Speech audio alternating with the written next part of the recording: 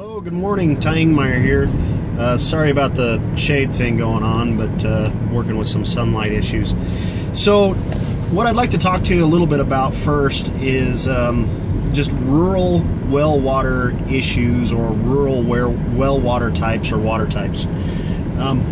So when dealing with rural property, it's important to know what kind of well it is that you're purchasing with the property. And there could be several different scenarios. You could be purchasing a property that's rural, but it's hooked up to a community water supply, at which point that's considered a water tap, a normal water tap.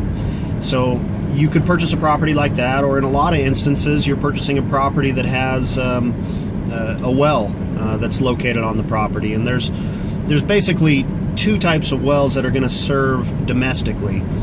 The first type is called just that. It's a domestic water well, and that well was issued by the Colorado Department or Division of Water Resources, and what that well can be used for is it can be used for the household use of the property. It can be used to water animals or livestock, and it also can be used to water up to an acre of ground, no more than an acre. So if you have a large garden or a very, very large yard, and then try to to grow some kind of crop in addition to that, that's frowned upon, or you're not supposed to be doing that. The second type of well is it's a little bit more restrictive use than the one that I just spoke about. It's called a household use only well, and it's just that. It's for household use. You cannot use that well to water livestock. You cannot use that well to water any kind of gardens, lawns, or anything like that. It is strictly for the household use, or for the consumption of the inhabitants of the home.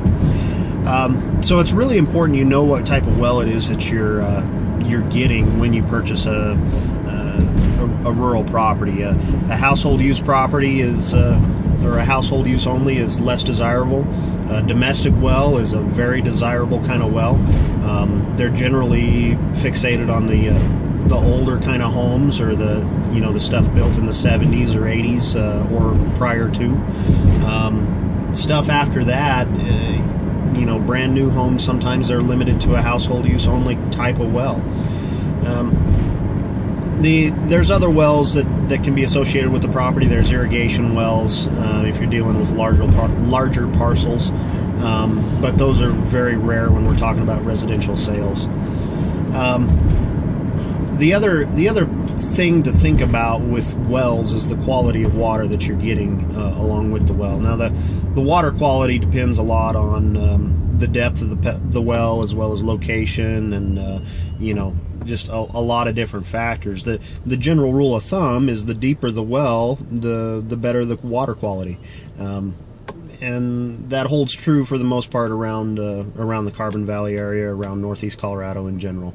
The deeper well, water takes longer to percolate through the soil, and so it's cleaner, and it's generally more filtered if it's a deeper type of well. So those are the general concerns. Whenever you're purchasing or selling a rural property, it's highly likely that a lender is going to require a copy of some kind of well or water testing to be done to make sure that there is good water quality there, and there's no like E. coli present, or health or safety hazards. So that is generally a requirement for most lenders to have that kind of documentation. So somebody's going to have to spend the money there, right?